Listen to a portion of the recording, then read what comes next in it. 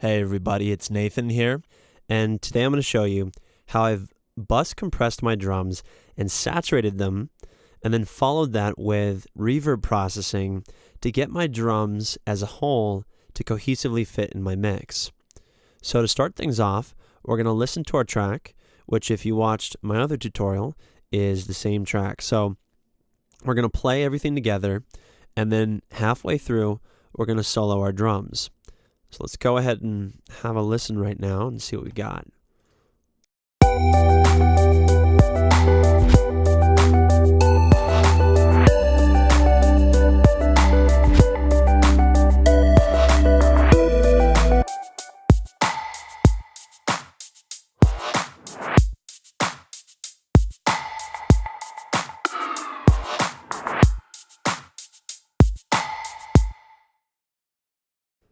So that's what we got. Let's jump right into the bus, our meat and potatoes.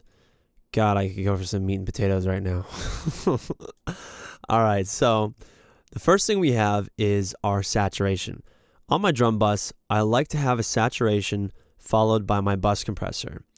And what this saturation tool is it's a wonderful tool by Slate Digital. I highly recommend it.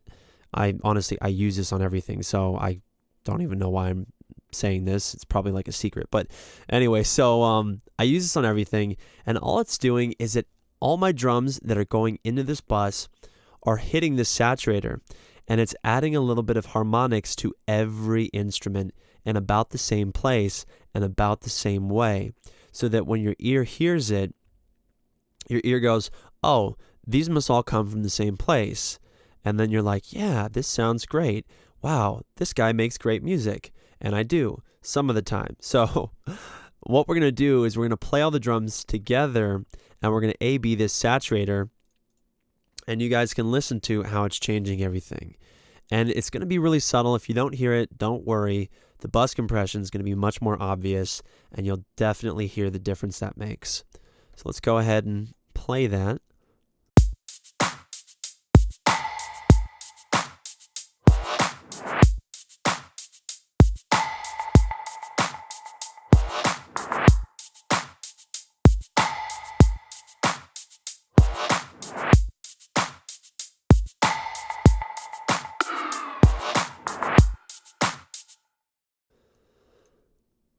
So I know it might be a little difficult to hear, but what it's doing is it's really warming up the kind of lower frequencies of those instruments. And it's just kind of softening the edges and rounding them a little bit so that they just sound way better. And I love the sound of it, so I use it all the time on my drums. Now, in terms of saturation in drums, you don't have to do it. It's not necessary, but in a lot of cases, it makes your job as a mixer much easier. So I like to do it a lot, but if I had to choose one tool that made my drums really fit together, it would definitely be bus compression. And you've probably heard of bus compression, and maybe it's a little bit nebulous to you, but there really isn't anything complicated with bus compression because you usually end up using very similar settings on a lot of your bus instruments.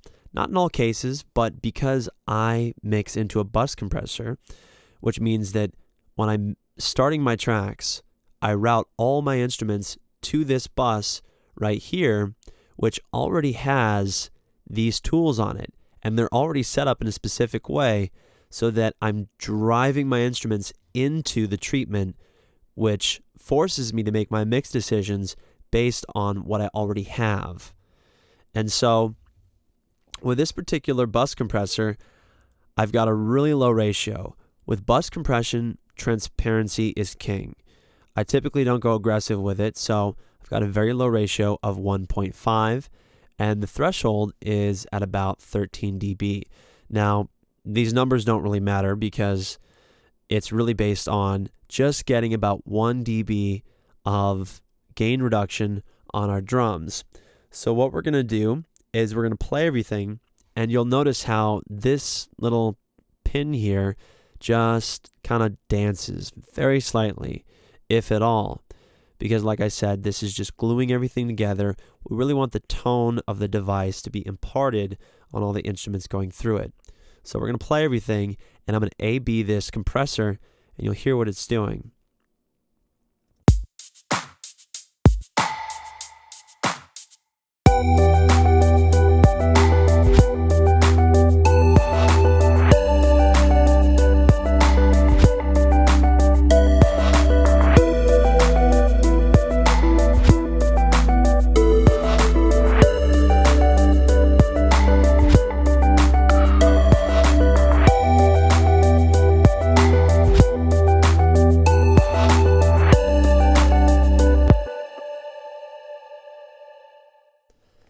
So hopefully you could hear how it's affecting everything.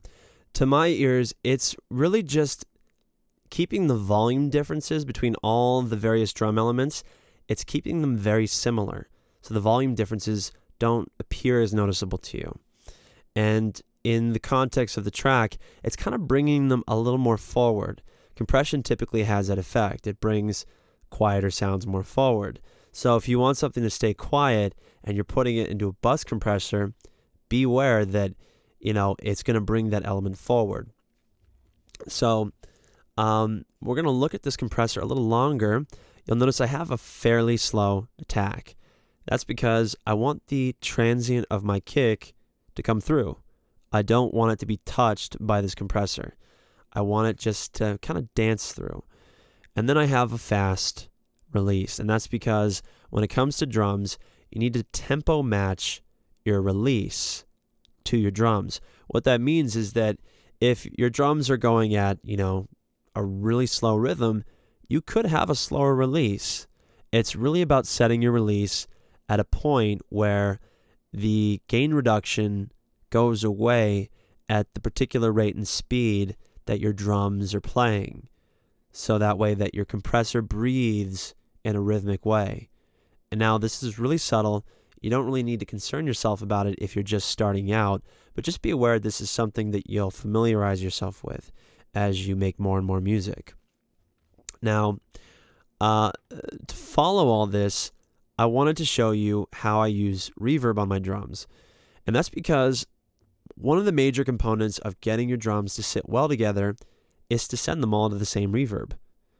And the way that you do that is you'll notice here that I've got them all sent to this particular reverb here. As a matter of fact, I have two reverbs on my drums. I have a very short reverb, which is on all the drums, and then I have a long tail reverb, which is on specific percussive elements that are just adding a little bit of finesse and interesting mojo to my drums. We're not going to look at that one because that's a character reverb, not a drum reverb. So, looking at this drum reverb here, you'll notice that I have an RC48, which is by Native Instruments. It's a wonderful reverb. In particular, I just use this reverb for pretty much only drums. I don't know if I like it on everything else that much. Sometimes I like it on pianos, but reverbs are very subjective. So you'll notice that I've got a short decay of half a second or 0.45 seconds here. And that's because as our reverbs are playing, or our drums are playing, the reverb is playing off the drums. As our drums are playing, we want them to sound like they're all in the same room. And so what I'm going to do is I'm going to play all the drums, and I'm going to have this reverb disabled. I'm actually going to mute the track, and you can hear the difference in terms of what's going on with the room that they're in.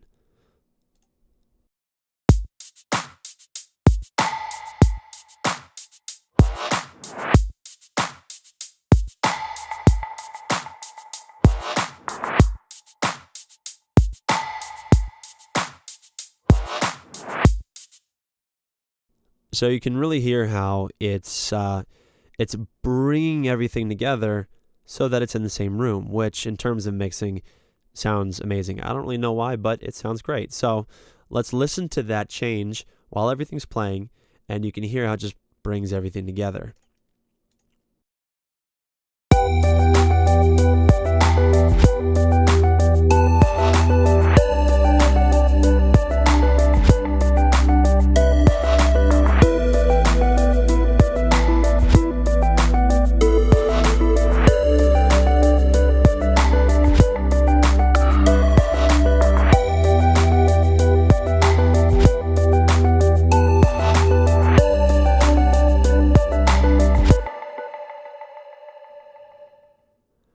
So you can hear when I'm A-Bing this reverb that the drums go from sounding pretty dry and then they become alive, like they're in a room, and they fit better with the rest of the track. Now, the number one key to getting your drums to sound amazing is to send them all to the same reverb. I can't stress that enough. You can get creative later on by sending them to multiple reverbs, but the number one rule is send them all to the same reverb. And in general, you want what's called a short tail reverb, which means that your decay is about a half second or less. Sometimes it can be longer. You just go by what you want to hear. Now, to finish things off, I'm going to show you the EQ I followed it up with here. And it's just a simple high-pass EQ. And the reason for that is because I have my drums sent to this reverb, which if we solo this reverb, not really sure if I can solo it, but we'll find out.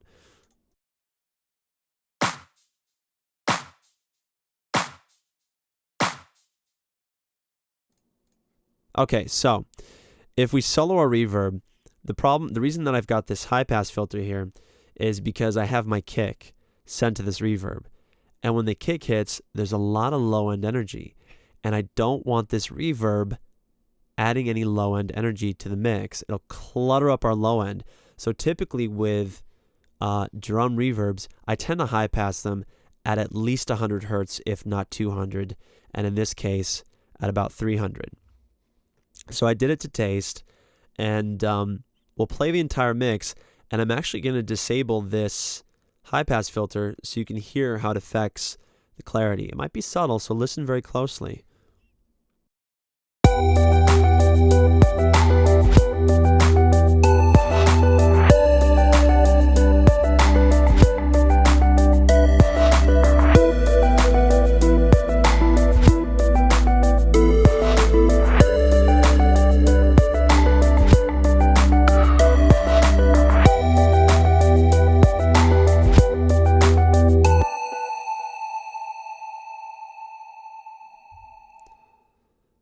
So it has a really nice effect of tightening everything together. Now, so in case you missed it, what I will do is we will solo our drums together, and you can hopefully hear how this changes the effect of them. But the general effect is that it tightens your drums because it gets rid of that low end. So let's hear it. Let's see what we got here.